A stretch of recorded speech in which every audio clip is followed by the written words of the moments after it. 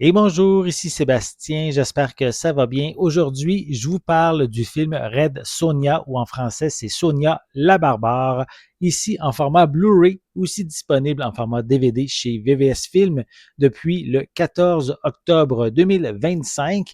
Donc ici, le film en fait est assez différent de la version, on pourrait dire, originale, la version culte de Brigitte Nielsen, parue il y a maintenant 40 ans. Donc ici, j'ai trouvé que ce nouveau Red Sonja réalisé par MJ Bassett avait le mérite de dépoussiérer une franchise qui en avait bien besoin.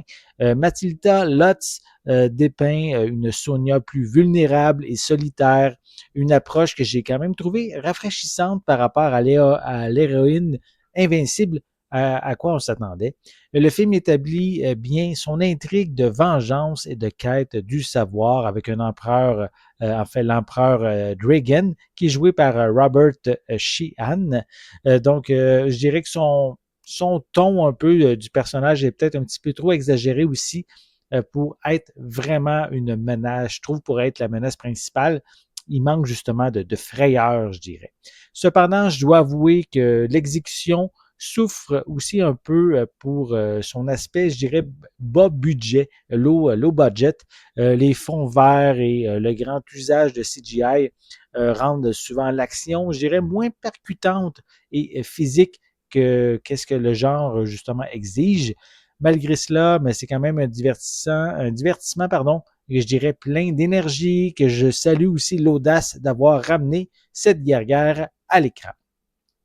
Visuellement, ce transfert en Blu-ray est très satisfaisant. Le niveau de détail est bon, mettant en valeur les textures de cet univers fantastique, notamment les armures et les armes lourdes, ainsi que l'usure qu'on voit avec le temps dans les visages, la peau, les corps des personnages.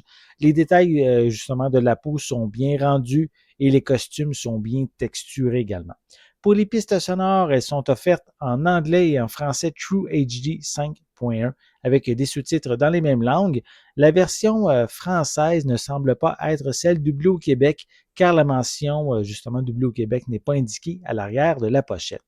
Comme supplément, on retrouve une featurette en coulisses avec les acteurs et les membres de la production qui présentent et parlent de l'histoire et des personnages du film, et on a également des bandes annonces. Red Sonja n'arrive pas à atteindre le niveau épique espéré pour ce genre de production. On sent qu'on est plus sur un film de série B, malheureusement. Ça n'empêche pas quand même d'être un bon divertissement pour les fans, pour justement ce genre de film. Vous risquez quand même de passer un très bon moment. J'espère que vous avez aimé cette vidéo. Si c'est le cas, n'hésitez pas à mettre un pouce en l'air et à laisser des commentaires. N'oubliez pas non plus de vous abonner à ma chaîne afin de rester à l'affût de mes prochaines capsules. Et pour l'instant, je vous souhaite une bonne journée, une bonne soirée et je vais être de retour très bientôt. À la prochaine.